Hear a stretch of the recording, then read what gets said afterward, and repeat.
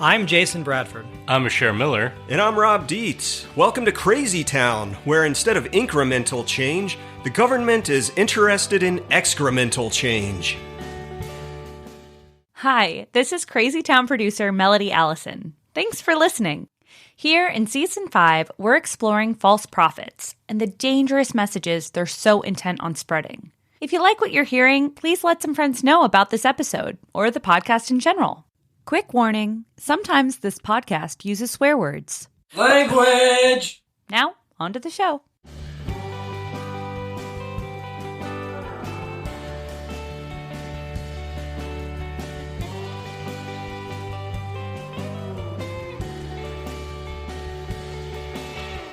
All right, guys, you of course know the movie Forrest Gump. Well, of course, life is like a big acid trip. You never know where you're going to go. That's exactly what I'm talking about. I actually had lunch with a Forrest Gump-like character. And I don't mean some... Like somebody in the movie? No, I don't mean some guy bumbling around sort of with the IQ of 75 getting lucky, but in the idea that I had this lunch with a guy, his Stuart Brand is his name. That's who we're talking about today. And he bumped around and was so involved with some of the most iconic moments of the late 20th century, right, like Forrest Gump. Like when he survived that hurricane on the shrimp boat. Exactly. Yeah, so, when he went to he picked up ping pong and he went to the White House. Yeah, when he ran cross country, wiped his face on a shirt and invented the smiley face emoji. Right. That was Stuart Brand. That was Stuart Brand. Okay. Well, now I know. And you had lunch with him. Well, I had lunch with him in the context of his work. This is probably early 2000s, like 2003. So 20 years ago, I actually met his wife, Ryan Phelan, who was the CEO of what's called the All Species Foundation. And of course, I was into biodiversity there, and I had a research project in Peru, and I was hoping to collaborate. You know, the idea here was they were going to try to identify all the species on Earth, like finally put the investment into that. And of course, if they were living their values, they would have had like a chimpanzee as the CEO. It's the All Species Institute or Foundation. Well, maybe they should have, because it didn't last that long. But, you know, it sort of was a precursor to the Encyclopedia of Life and the citizen science stuff we have today, like iNaturalist and eBird. And so the work goes on. So you met him at some luncheon? I met him at this lunch, you know. And you guys hit it off. You were like super tight. He didn't say buds. anything. He just sat next to me. Oh, okay. And you know, near and dear to your heart, Asher, he helped make the Grateful Dead famous. Of course, you know that, don't you? Nah, that's totally overstated. Okay, I mean, as far as I know, he was involved in like the early acid test stuff. You know, when the Grateful Dead weren't even called the Grateful Dead, they were like the Warlocks. Yeah, you know, and they were hanging out with Ken Kesey and all those guys doing really cool. Another great name drop, Ken Kesey, the Merry Pranksters. That has to be one of the best band edits for a name in history, going from the Warlocks to the Grateful Dead. Yeah. Well, you know, there was this thing called the Wallace Stegner Fellowship at Stanford. It brought the likes of Ken Kesey and all these iconic 20th century writers, you know, some people right? Including our guy Wendell Berry, right? He was out there at Stanford writing away, learning his craft. Yep. And so this guy then has done just amazingly cool stuff, part of the counterculture, music, and then, of course, he was really into the computer revolution, and he obviously cares about the environment and biodiversity, so what's not to love, right? Well, it's not quite as cool as the Forrest Gump litany of things, but pretty good. I'll give you that. Cool. He's still alive. He's still got a chance. Yeah. Okay. Well, he's gonna go to space probably next. Well, there's so much going on with this guy that we have to just quickly run through his bio, because we could just geek out on so many things. And very conveniently, there's a book that we are drawing upon from 2022, so just a year ago, John Markov's The Whole Earth, The Many Lives of Stuart Brand. I'm just going to run through his life really quick. Okay, he was born in 1938 in Illinois, had a love of nature from a young age, ends up getting a degree in biology from Stanford in 1960, went to the Army a couple years, came back to San Francisco in 62. He was really studying then design and art. And then that's, I think, how he got involved in the counterculture. Got into LSD when it was quasi-legal with all the experimentation going on then. Yeah. Obviously, the music scene, because of his design and art, he was helping produce shows, light shows and stuff, kind of new to that. And then he may have been instrumental in NASA taking the first picture of Earth from space. He started publishing the Whole Earth Catalog in 1968, worked with Jerry Brown for a couple of years when he was governor. That was the governor of California, Governor of California, that's right. Coevolutionary Quarterly was the next publication in 1974. He started an online chat room called The Well in 1985. Ended up working for Shell Oil on scenario planning, then developing what's called the Global Business Network in the early 90s so corporations could understand globalization and computer networks and internet. Published a number of books. The Media Lab, Inventing the Future at MIT in 87, The Clock of the Long Now in 1999, and The Whole Earth Discipline in 2009. Okay. Thank you for that quick tour. And now we're getting up to present day, or at least close to it. And you can find Stewart Brand still active with the Long Now Foundation. And the idea of that is they're trying to construct this clock that keeps accurate time for 10,000 years, sort of try to have a long-term perspective. He's working on a manual for civilization, which is to help rebuild the library after the apocalypse. They've got something called long bets, where people bet against each other on big-time future events. I don't know if there's actually any set yet. You mean it's like... No, there are long bets out. You can go on and look at them right now. Oh. Yeah. It's like DraftKings or one of those like Similar. those sports gambling the sites. one we came up with. What year does Las Vegas become a ghost town? Oh, right. We should be a good try one. it in there. Yeah. Well, and then maybe more recently even, he's gotten involved in Revive and Restore, which is about bringing back extinct species. So, and his wife Ryan actually is quite involved in that part of the Long Now. I'm pretty sure the main thing is they want to have battle royales, like see a woolly mammoth fight a Tyrannosaurus Rex or something. Exactly. I would like to see that. Yes. That sounds really cool.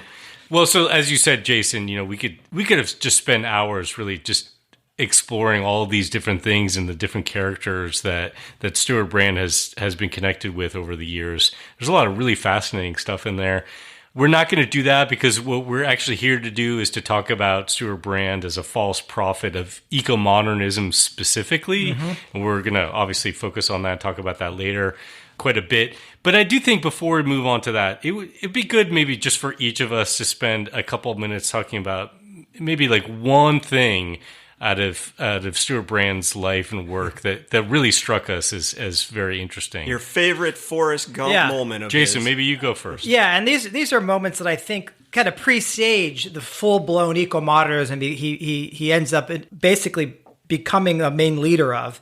And you can see that in elements of his work in early life. So the famous thing that got him started as a known public figure was he had an LSD trip in downtown San Francisco, and he imagined Earth from space while sitting on a rooftop. And he ended up making all these buttons. That's not the Buddha, right? Buddha's origin story is the same. Is it really? No, just kidding. Okay, I have no idea. Buddha was sitting under a tree. Buddha was under a tree. Yeah, you don't... I don't think taking psychedelics on top of a building is a great idea. Hey, it worked out for Stewart Brand. Yeah, okay, he's famous because of this. Okay, well, yeah, I'm usually wrong. We know this. But he passes these buttons around that say, why haven't we seen pictures of the whole Earth? This gets to NASA, suddenly satellites and the astronauts are snapping pictures of Earth. And he puts one of these on the front of his catalog, the Whole Earth Catalog in 1968. So I think that's the thing that really made him well known was this catalog. And it drew the attention of Buckminster Fuller. And it was about giving people the tools they needed to change how they could interact with the world. And it was instrumental in this Back to the Land movement, the hippies, and Markov, the author, explains that the catalog would go on to shape the worldview of an entire generation of young Americans, key engineers and entrepreneurs that would soon become Silicon Valley and would presage the 1970s environmental movement. So can I just confess to you guys that I thought Stewart Brand would be kind of in the heroic category for us, like an iconic environmentalist. And until we started talking about the false prophets, I really didn't know that he had sort of like Darth Vader turned to the dark side. I think he was always conflicted with stuff, right? I think that's what you find is this conflict, right? Yeah. Because it's an odd period. He's developing all this work and this catalog during the pain of war and civil rights struggles. 1968 was an incredibly turbulent year in the United States. Exactly. So you have these people these young people, his friends, wanting to leave, society in many dropping ways. out. Dropping out and dropping acid, listening to the Grateful Dead. And so he's both selling them these tools and teaching them how to use it and presenting this sort of libertarian philosophy. But you get a sense that it's kind of over the top. There's a lot of hubris here. So the first edition statement of purpose included, quote, "We are as gods and might as well get used to it." And it goes on, "A realm of intimate personal power is developing. Power of the individual to conduct his own education, find his own inspiration, shape his own environment, and share his adventure with whoever is interested." That's a little different from other catalogs of the day, right? I don't recall the Sears catalog saying anything like that. Yeah, I mean, think about this. Is a lot is going on in this time with advanced technology, with sort of human potential type movements in the Bay Area, with progressive people getting shot all over the place. Yeah, I mean, it's a mess, right? And I think this is sort of an early sign of the schism between environmentalists, some who are skeptical of technology and big institutions and want to sort of drop out and learn how to do it on their own. And they end up developing concepts like appropriate technology and simple living. And then Brand, who ends up really going on to embrace a very advanced technologies as our salvation, and humans is separate from nature. Before we move on to Rob, you talking about what kind of really struck you about Stewart Brand's life and work, I think it's important for people just to understand how incredibly influential. You quoted Markov, right, about this, but think about it. The 72 edition sold 1.5 million copies. Yes. I mean, that really was like it's huge. A huge counterculture kind of cultural mainstay for people. And they're incredible pieces of work. Yeah, absolutely. You got to check my stats on this, but at that time, the United States only had 500,000 people. Yeah, I know. So everybody had 1.5 copies. Yeah. Or 2 copy. Well, they had to have one in the bathroom, one in the bedroom, one in the kitchen. Yeah.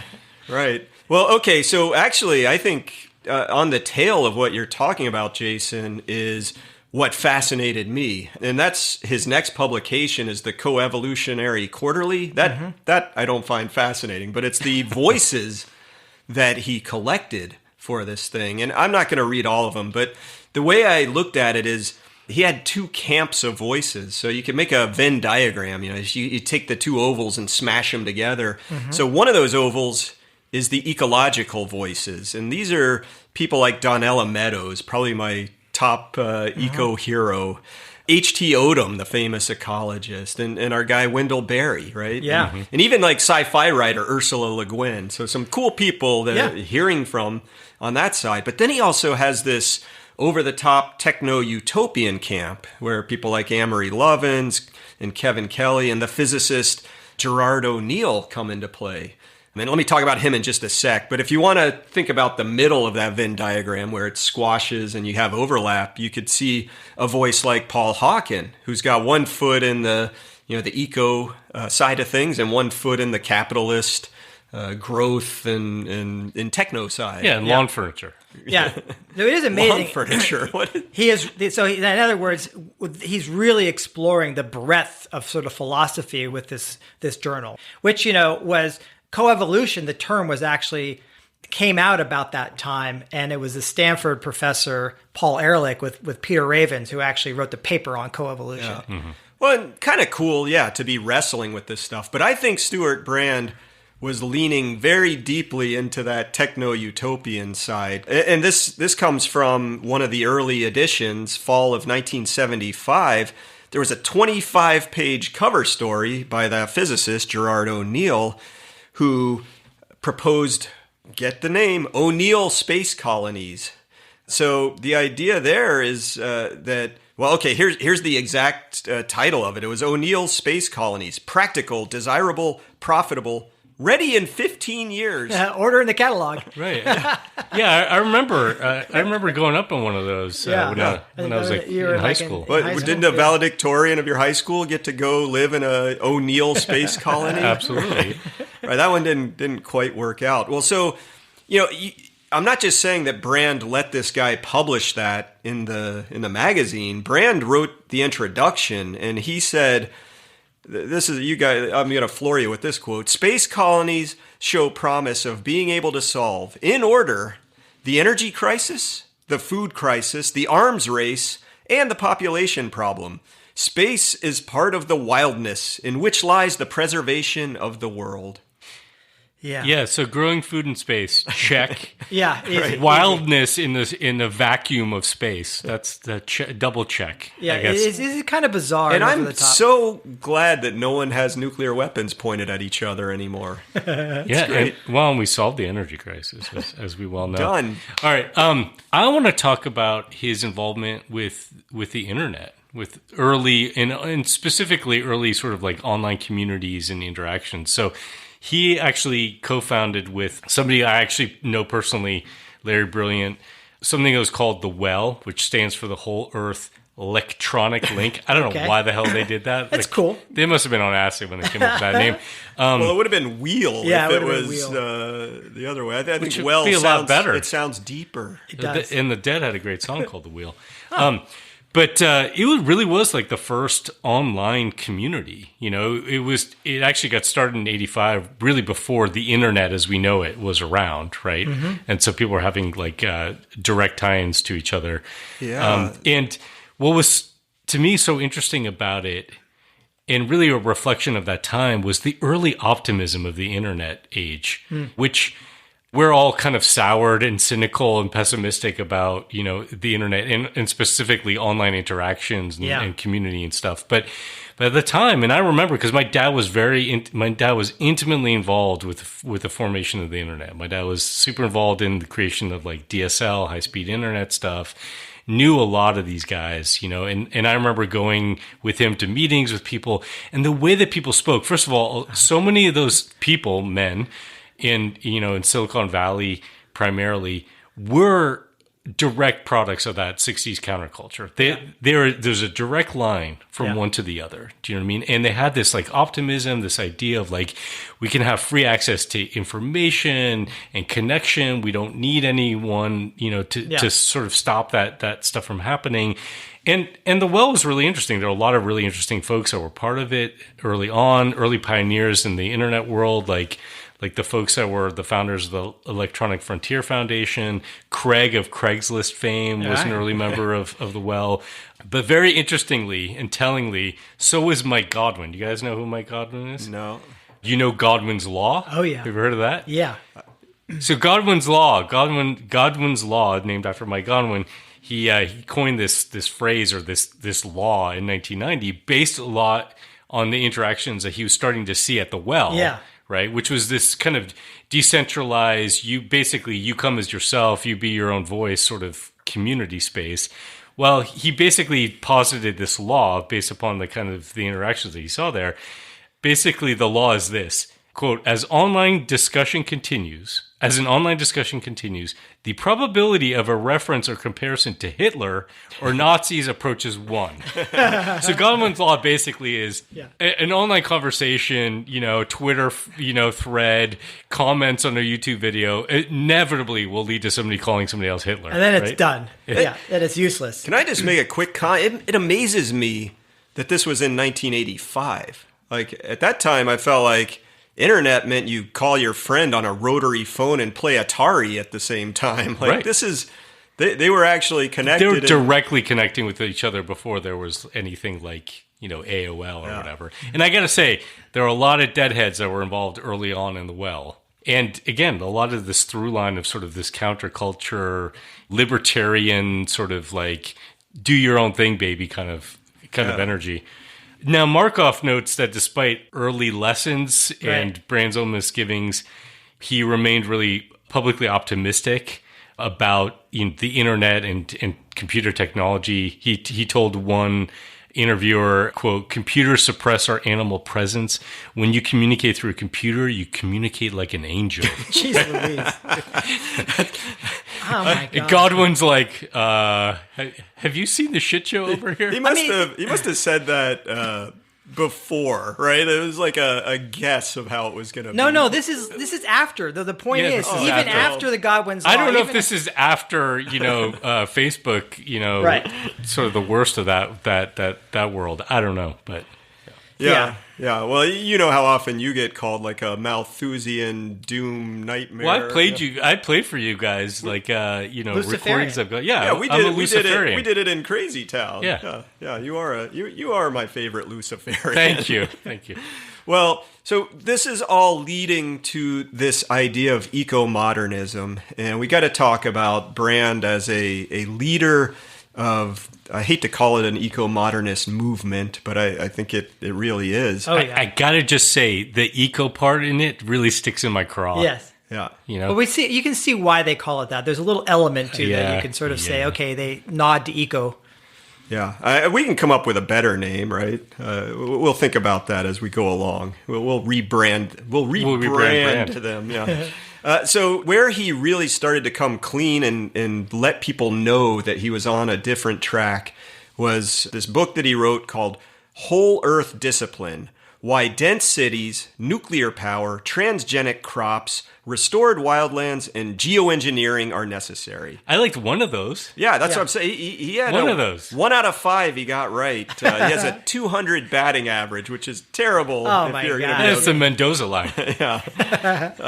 Yeah, but he's saying we got to gather up in cities, we got to have nukes, all of it. So what Markoff then says about Brand in his book is that he buried himself in his pro-technology vision of environmentalism, committed to countering the deleterious impact that humans were having on Earth by embracing technology rather than rejecting it. Yeah, and this goes on, and so he's now, we can say he's part of like eco-modernist movement, because in 2015 he was listed as an author among 18 authors of what's titled An Eco-Modernist Manifesto. The manifesto thing just kills me, but that's what they call it. So they really dismiss any limits to growth. There's a quote in this that I find absolutely wonderful. Quote, wonderful. Remarkably little evidence that human population and economic expansion will outstrip the capacity to grow food or procure critical material resources in the foreseeable future. To the degree to which there are fixed physical boundaries to human consumption, they are so theoretical as to be functionally irrelevant. God. So, not really listening to the Donnell Meadows side of the equation here in the Venn diagram.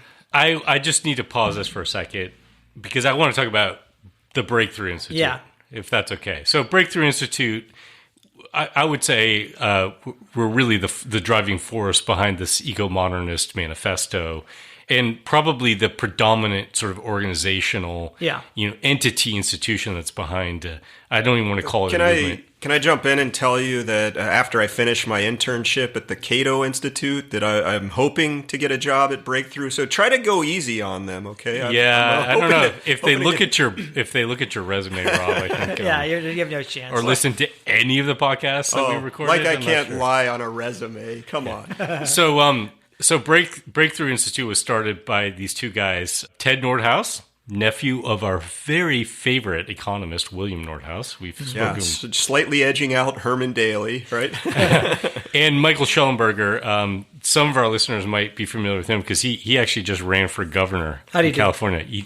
Fantastic. Oh. So well. How many votes? I don't know. Okay. At least 4. Okay. And they first got famed, Ted and Michael got famed for a paper they wrote in 2004 called The Death of Environmentalism.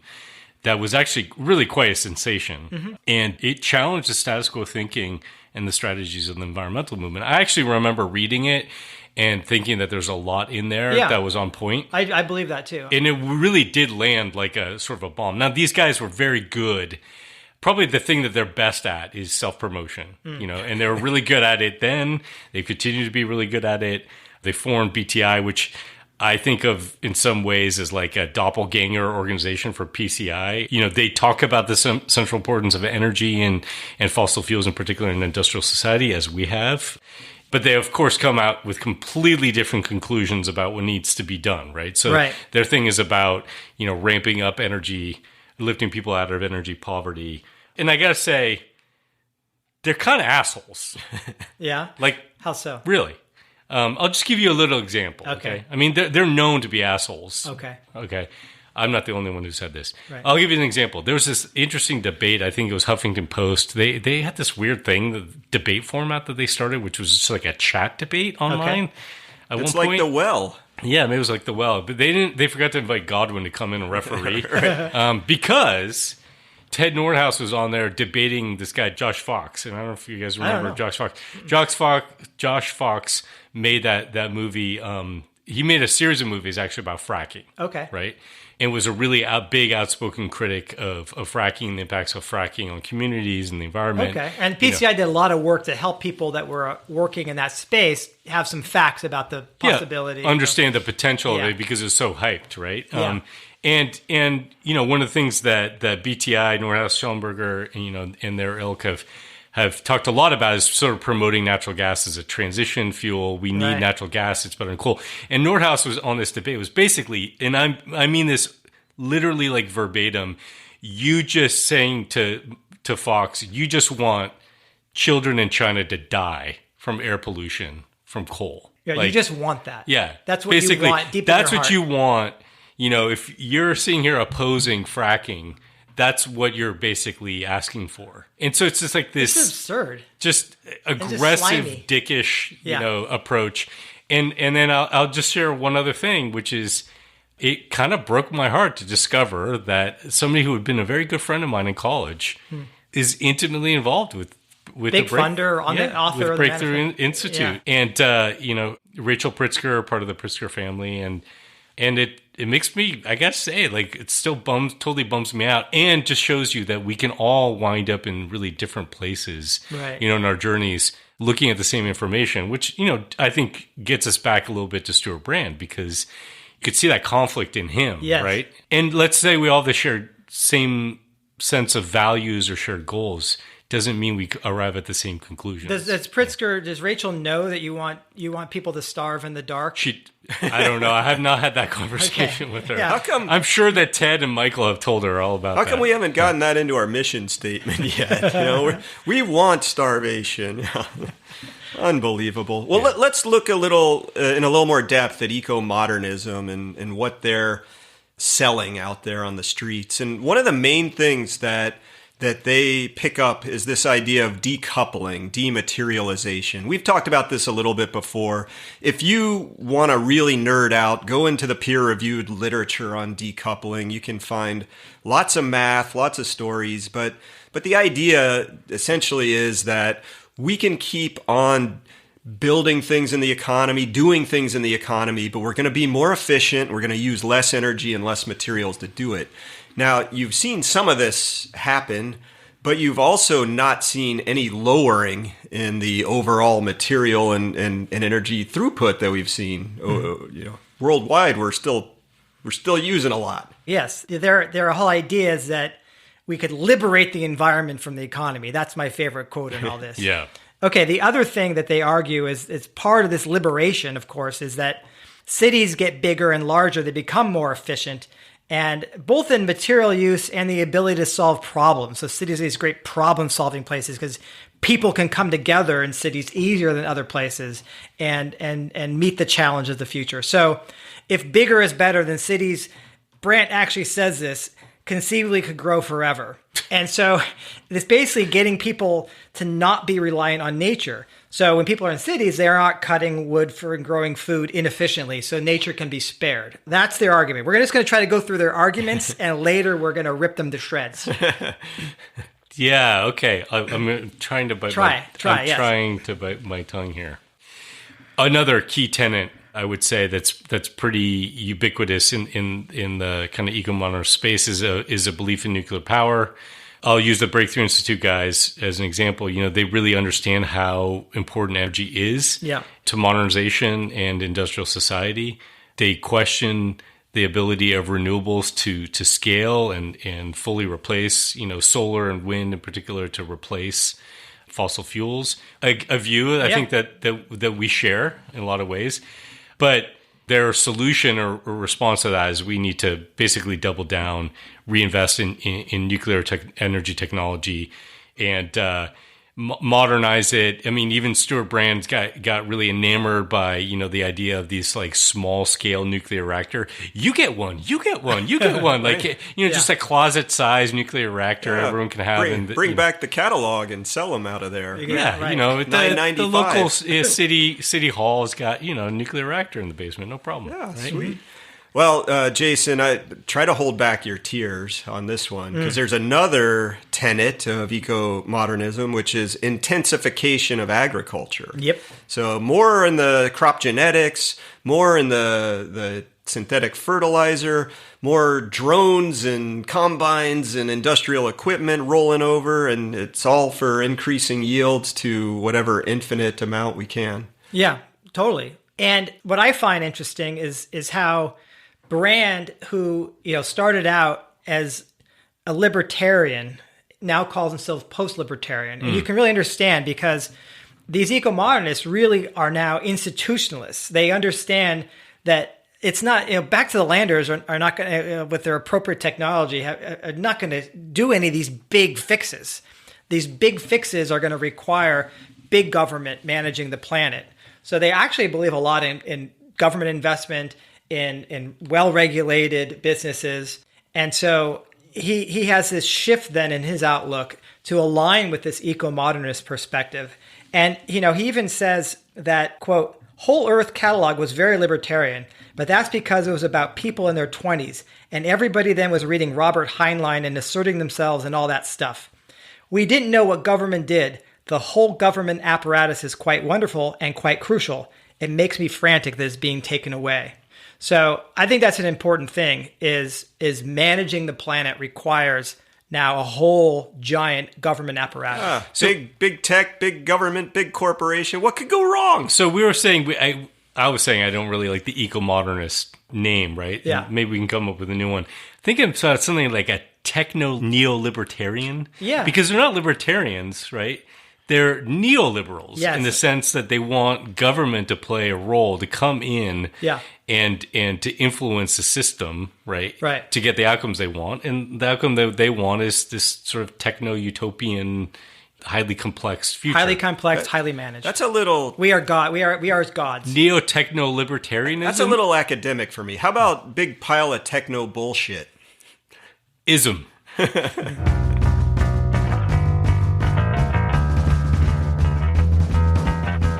How would you like to hang out with Asher, Rob, and Jason? Well, your chance is coming up at the 4th annual Crazy Town Hall. The Town Hall is our most fun event of the year, where you can ask questions, play games, get insider information on the podcast, and share plenty of laughs. It's a special online event for the most dedicated crazy townies out there. And it's coming up on June 6th, 2023 from 10 to 11:15 a.m. U.S. Pacific Time.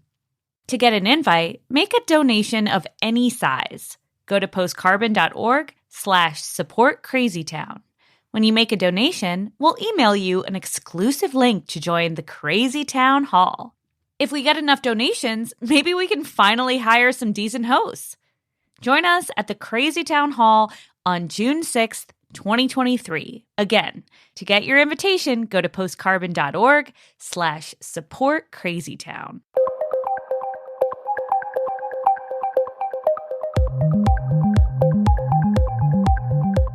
Okay, it's funny that we're trying to come up with a name for these guys when, of course, I mean, I wrote an entire paper about this, which is making the rounds right now. And so it's number one on Amazon's bestseller list. No, this is an academic paper, okay? The information is freely available to those who have the subscription. He's way more interested in like impact factor, so number of citations on Google Scholar or whatever. Right. Okay, so the key part about these guys, these eco-modernists and Stuart Brand, is this notion that we can dematerialize, we can separate the economy from nature. And that is what is sort of diagnostic. And they have these very specific technologies they think are going to get us there. And so that's why the name that the official name of their species is Homo spiritus industriae, which means basically in English, industrial breatharian. And so Industrial breatharian. Industrial breatharian, right? So this is my favorite false prophet species, I have to say. I got a soft spot for these guys. And I think we had our original ad for the whole season was the Breatharian's cookbook. Yeah. So this is so our sponsors even know how important breatharianism is. It's too bad they paid us in the same form of nothingness. Right. Yeah. Just envision. Is that cryptocurrency? Yes. Envision being paid. Well, it's this weird situation where, the only way to maintain modernism is that energy becomes abundant and nearly free. Machines end up doing all the work, and nearly all people live in cities, so the earth can rewild for essentially aesthetic reasons in the long run. I will give you kudos. Your description says that of this species, that they're envisioning a richer, non-molecular American Airlines, Archer Daniel Midland, and Bed Bath and Beyond. Yes, it's a non-molecular. That's basically what it is. I mean, if you follow the logic, you get to this absurdity is the problem. Yeah. So anyway, they are wonderful industrial breatharians, and that's the name I hope sticks. Don't forget to look for pockets of habitat on top of San Francisco buildings with LSD lying around. Yeah.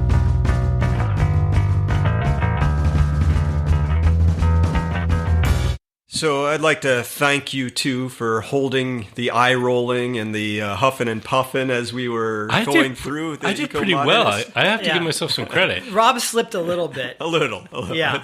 It's hard. It's hard, so hard. I know. Well, so now we're gonna get into it. So right. The very first thing I think you got to look at is this just insane trust in technology. So, we were talking about different names for these guys, and I think something like techno-blinded delusionists is a pretty good one. I mean, what we're talking about is instead of worshipping technology and relying on some savior thing to come in, we really need to think about how we wield technology, what's the appropriate scale. We did a whole episode of this in our inaugural season on we called it "They'll Think of Something-isms." That's right. That was episode 9. Actually, I liked that episode a lot. And the whole notion is that with any technology, think of any technology, when you roll it out, there's always some consequences that are unforeseen and unintended. And to believe that we're just going to suddenly evolve to wield any technology with wisdom, I mean, what are we talking about? Yeah, and they just sort of say, "Trust us." As opposed to, and are very dismissive, and like you're saying, rude to this guy who was the Josh Fox. Yeah, just rude, and so that's what pisses me off. Well, it also smacks of you just get to keep doing what you're doing, because you like the technology that you've gotten to play with, and you've gotten really wealthy off of it. So yeah, it's like a rationalization scheme or something. Yeah, and the other thing that this whole "we are gods." And should act accordingly. There actually was a book by Harari, Homo Deus. Basically, it's funny because that's a new taxonomic name for human. Instead of Homo sapiens, it's we're the God species, for God's sakes. Sorry. Not that we're Homo sapiens as in wise in the first place. Right. I mean, to name ourselves Homo Deus basically means that you're not Homo sapiens.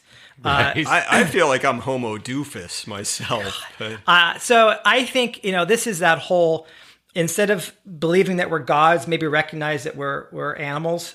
And instead of trying to completely separate ourselves from nature, realizing that we're part of nature. And so that I think is just a complete philosophical schism that I cannot resolve in any way in my mind. Now, didn't Brand himself, he went through like kind of a little bit of a shift, right? That you talked about in 1968, right? The first Whole Earth catalog. Yeah. He said something about like we are as gods, and we better get good at it. And then and he rewrote this and updated in 2009. He said, "We are as gods, and we have to get good at it." Right. So it's almost like this, like he feels this pressure. Yeah. Right. That we better solve all this. So, and to me, it almost seems like there's doubt in there, in a sense, Well, that to me is one of the big kind of ahas about these guys is this idea that we have to double down, right? Like, so for him, to have gone through this period of seeing the impacts of technology and human impacts on the natural world and the consequences of those things. I'm sure he hates it. From 68 to 2008, 2009, just an awareness of climate, for example. Do you know what I mean?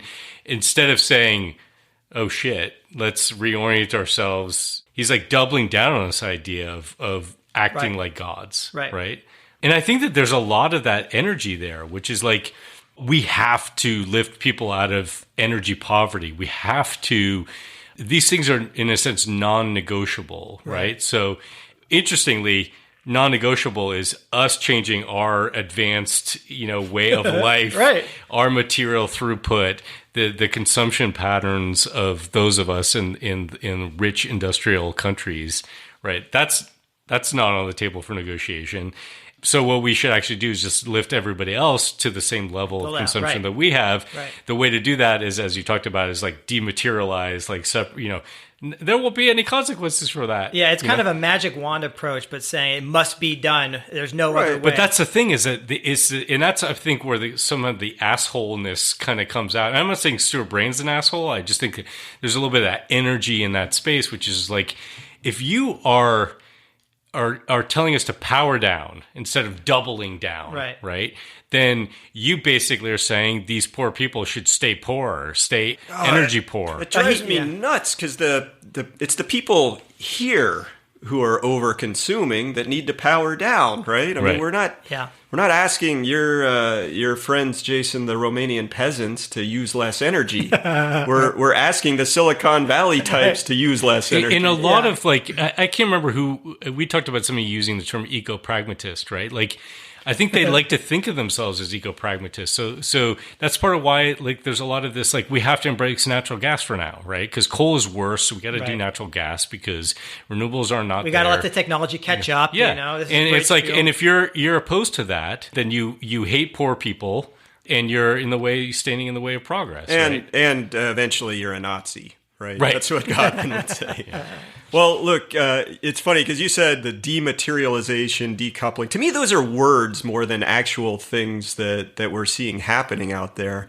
Like I said before, you could look in the peer review and really dive into this topic. I mean, yes, we've gotten more efficient at doing some things, but there's so many problems with it. You think about almost being on a treadmill, right? If you're growing the economy while you're making efficiency improvements, it's like the treadmill keeps pushing you back. You're at best running in place and sometimes getting thrown off the back of that treadmill because while you've maybe learned how to do an industrial process burning less energy, you've grown the economy and grown that industry. And so your output in terms of energy, the resources you need, you're not making up any ground. And there's a lot of rebound effect going on, right? So sure, LEDs are more efficient, but now we have lights more than we ever did. So Jevons paradox. I look at a lot of electric vehicles, honestly, as Jevons paradox on wheels because you see all the whiz-bang technology and stuff that these electric vehicles have. It astonishes me. I talked about this before. I saw a Tesla basically running its AC for hours on its own just to keep the car cool because it's a hot day. You know what I mean? Just because they can. Because they got this battery. Yeah, they think that, this is practically free and it's eco. Right. And so that's what ends up being sort of maddening is they look at the statistics. They can say, yes, of course, the CO2 emissions are continuing to go up. We notice that. But this technology is advancing. And eventually we'll get to this point where even as we're growing the economy, eventually we'll get over the hump. See, and I just don't buy it. And why can't we try a both and approach? Why can't we try to develop more efficiency while also limiting the size of the overall enterprise? That would be kind of a nice middle ground, wouldn't it? That would require acknowledging that there are limits, and people don't want to acknowledge that there are limits. I think the other thing that gets to me is they have this amazing sense of the human ability to manage the earth, this godlike sense, and of course the big institutions that can handle this, and if they actually get to this point where they imagine a future where our technology is so advanced and we're so good at managing humans in cities with vertical farms and fusion power and that we don't even need nature for utilitarian reasons. Like, here's an amazing quote. People may choose to have some services like water purification and flood protection provided for by natural systems, such as forested watersheds, reefs, marsh, and wetlands, even if those natural systems are more expensive than simply building water treatment plants, seawalls, and levees. This is from the Eco-Modernist Manifesto. Yeah. So they're basically saying that they imagine we are going to build some They think that's more expensive. Infrastructure, right. Nature is more expensive than building the most massive levees and water treatment plants. And of course, we can't even keep our bridges from collapsing right now. And we're worried about the electric grid browning out with, unprotected solar storms. And I just have one code glitch. You remember with the airlines? Like the airlines, every flight had to be put on pause because one contractor deleted one line of code. In the system. And any trains having problems running across the country and not falling off their tracks lately? It's the same faith, actually. And in technology itself, they have placed the same faith in the institutional ability. Exactly. That's what I find amazing is that they don't understand complexity itself is such a burden. They've gotten a lot of things wrong. Those O'Neill space colonies aren't there. I looked up at the sky. I saw these bright points of light at night. Weren't those space colonies? Right. So yeah, it's called space debris. Yeah, they never heard of Joseph Tainter. I guess. No, I was thinking, and this might come across as political or controversial, for folks, but I was thinking about the Wuhan lab leak theory that is a potential source of the pandemic that we've had, right? Mm-hmm. And as a really kind of interesting, in a very sad and horrific way, example of so many of these threads that we're talking about here, because you think about it, and of course, I don't know what the reality is in terms of the origin, the source of COVID-19. But it's plausible. But it's certainly plausible, right? But what happened with that, right? I mean, let's say there was a lab in Wuhan. They were doing their gain of function testing. With CRISPR. And so this idea of we could with our great godlike ability, utilize technology to change, something in nature. And we could be so confident in our ability to contain these efforts, to be on top of it, that we don't have to worry about something like this leaking. Like millions of people dying and the global economy shutting down for a couple of years. Right. And in fact, what happens immediately after the pandemic starts is an organized effort to shut down any discussion of this. So on top of all of that, is the fact that we're unwilling to learn. Right. So if you're going to be good at managing this stuff, you've got to learn from the mistakes rather than covering your political ass. Exactly. Look at how long the precautionary principle's been around. Right? Well, it hasn't been used. Exactly. There's no use. So these collecting guys, dust. These eco-modernists or whatever I called them, Industrial breatharians. Yeah, there we go, the real name. These guys, they keep talking about it. Well, all we have to do is wield this technology wisely. Well, give me some good examples. Well, right now I know that that the Homeland Security is terrified because you've got these AIs that can help you make almost whatever you want in terms of proteins and figuring out how genes can be spliced together, and CRISPR is getting cheap and easy. So this is not stuff that may even just stick to a Wuhan lab, so to speak. This could now this stuff is getting out, and it's almost impossible to regulate this stuff. We can't even regulate it when it's official government labs, let alone getting out in the world. I want to get back to the eco-modernists and their influence and their position, because what really makes me distraught to think about is with all the critiques that they have of environmentalism, their attacks on environmentalists, the death of environmentalism, all that stuff. The truth is, right now, they're winning. They've kind of won the hearts and minds of environmentalism. I mean, you talked, Jason, about sort of this idea of urbanization, and how many, if you stopped 100 environmentalists on the street, and you talk to them about cities, and you ask them, are they more environmentally friendly or less environmentally friendly? Are they more sustainable or less sustainable? almost all of them would say more sustainable. Oh, yeah. Well, think about Corvallis right now. You're part of the Corvallis Climate Advisory Board. I mean, the big thing Corvallis is being asked to do is how to build smarter cities to cope with climate change. It's about densification, and so there's no concept of ruralization or living in place or anything like that. Daily, you can find an article that's titled "Why New York City is the Greenest City in America" or the greenest place in America. But I guess my point is, fuck, they've kind of No, they've won. Let's not say the battle's over, but Okay. they're winning. Yeah, they're hitting much better than the Mendoza line, I guess. Crazy Town is on the case, though. We're gonna try to we're gonna shift this battle.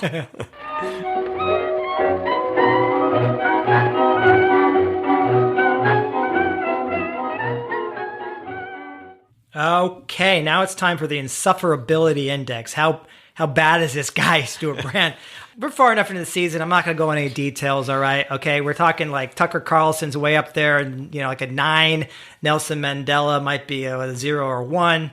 So what are we gonna score this guy, right? Let's think about him from his intentions, his personality, his ideas.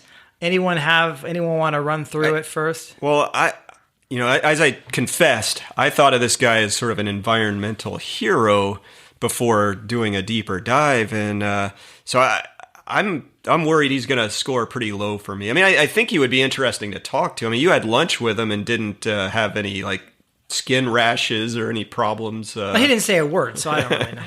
I mean, I think his intentions are pretty good, and he does not strike me as a jackass. Like, he seems like a thinker and a doer and a person of action, and it's more the idea, right? Like the conclusion he draws is just opposite of the conclusions we would draw, and so that's where he's going to score for me like I'd say about a 3.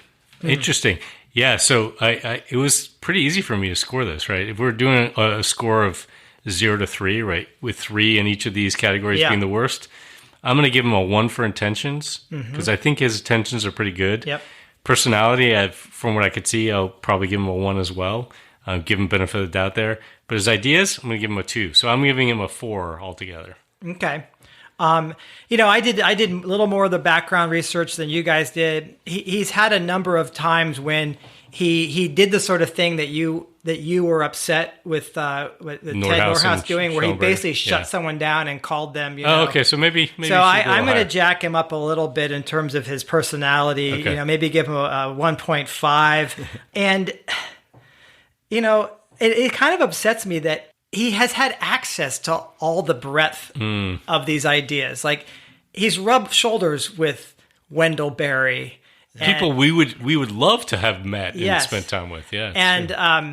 And the whole thing, he keeps talking about this God thing. That makes me think that there's more to there in terms of like just being a little schwarmy. Yeah.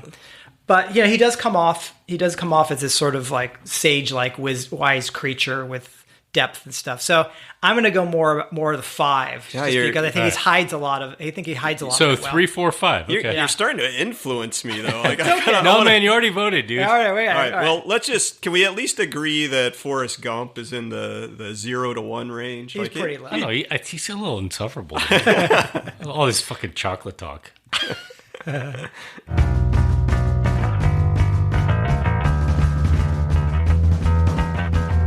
Every decision I've ever made in my entire life has been wrong. My life is the complete opposite of everything I want it to be. If every instinct you have is wrong, then the opposite would have to be right. I know in the do the opposite, we want to give you actionable things. And this is a little, maybe it's contradictory, but I think before you're talking about changing what you do, you got to also change how you think. And we've drawn this idea out that Stuart Brand has a lot in common with us when you're talking about the preliminary information, but then the concluding information, we just go in opposite directions. And I think what we would ask is that you really need to think about what conclusions you draw from the observations you make. And you need to recognize that there's nuance and complexity out there, and have some humility when you're considering how to handle these predicaments that we see. So, if we're using too much energy, or we're whipping through resources faster than the Earth can regenerate, and you're seeing a biodiversity crisis, you got to think very carefully about what's a reasonable conclusion from that, not just double down on what you've got because it helps you rationalize where you are. Yeah. The thing that drives me nuts, the philosophy that I really have, is that nature and humans are inseparable. We are from nature. Our physiology, our mental health only functions properly when interacting with the thousands of other species that we coexist with, and the bioactive compounds they produce, and just the awe, the joy, the wonder of interacting with other creatures out there. And so this separation, I mean, in a sense, they say we want to separate only in our cities, but making nature now even better. But I don't think that's possible at all. And so where do you come down on this, I guess? What is your philosophy of humans' relationship to the non-human world? Well, I mean, to me, it's really simple. Do the opposite. If he's saying we are as gods, I would say stop acting like gods, right? Yeah. I mean, it's like hubris. Or stop pretending to be a god. I liked how you said it, Jason. We're not gods. We're animals. We're animals, right? Yeah. And also just the idea of other people in this space, scientists, they are putting out opposing viewpoints, right? I mean, we've had the warning to humanity that basically we need to respect limits. We need to understand that we can cause this damage. Maybe that's the godlike piece or the devil-like piece, and have a little humility about it. Well, I think that's a good. We didn't actually hit this in the program a lot, but Stuart Brand has a lot of quotes where he's basically calling folks like us unscientific, and makes all these claims about how rational and pragmatic and scientific he is, and I find it really thin and a lot of BS. And like you're saying, a lot of the scientists I know are really worried about this stuff and don't buy full on especially Ecomodernists natural scientists, yes. right? Who understand natural systems. Yes. The other thing I would say, this is maybe not even a do the opposite. It's a more like a let's revisit something, which is let's bring back the appropriate technology mindset and movement. I don't know how many of our listeners will be familiar with this, but in the 70s and 80s, there was a significant movement, a global one really, that was focused on appropriate technology that was quite popular, and it's since faded into obscurity. And the idea really, I think people look at it as actually maybe having originated with Gandhi.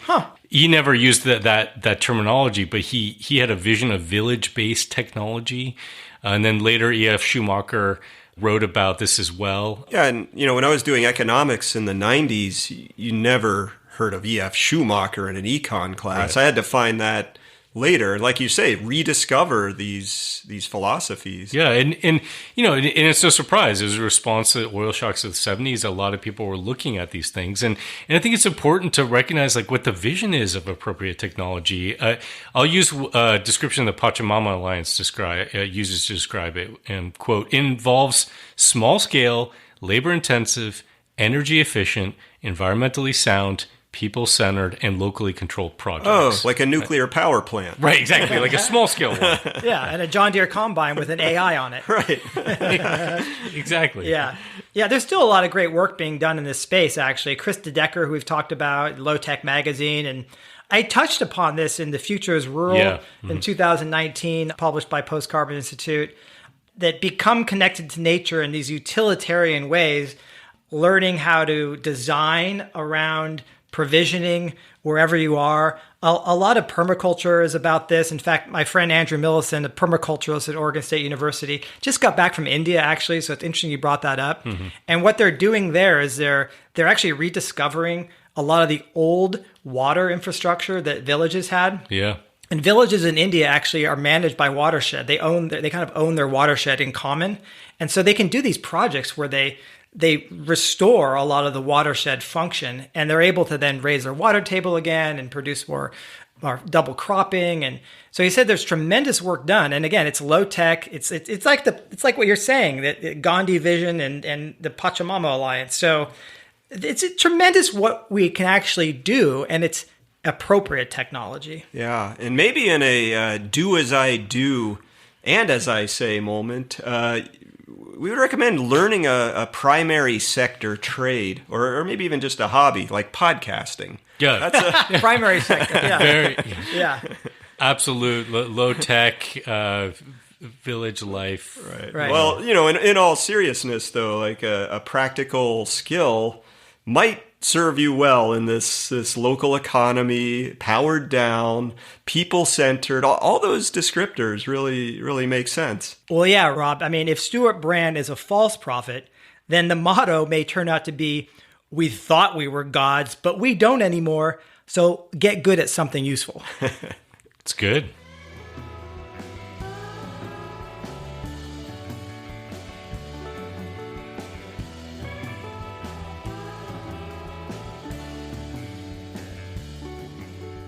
Well, thanks for listening. If you made it this far, then maybe you actually like this show. Yeah, and maybe you even consider yourself a real inhabitant of Crazy Town. Someone like us, who we affectionately call a Crazy Townee. If that's the case, then there's one very simple thing you can do to help us out.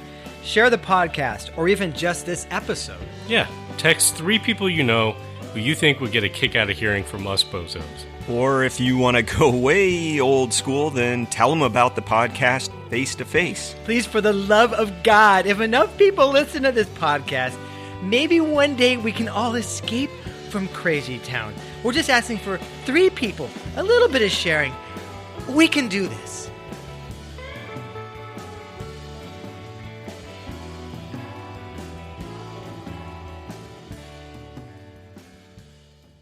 Experience 2 iconic figures from the 20th century coming together to transform your life for the 21st. Join Tony Robbins and Stewart Brand to unlock your potential with Breaking Through Barriers, Unleashing the God Complex in All of Us, an astoundingly impactful 3-day seminar that will liberate the extraordinary and godlike power within you, remove all doubts and humility, unleash the wisdom of unreality as you stridently believe utmost in your ability to innovate your way through the hyper-complex, unfathomable universe, dismantle all barriers to sanity, and ultimately realize your full potential as a high-caliber, cocksure, overcompensated influencer. Breaking through barriers. We have a God complex, and you need to get used to it. Crazy town, da da da da da da da, crazy town.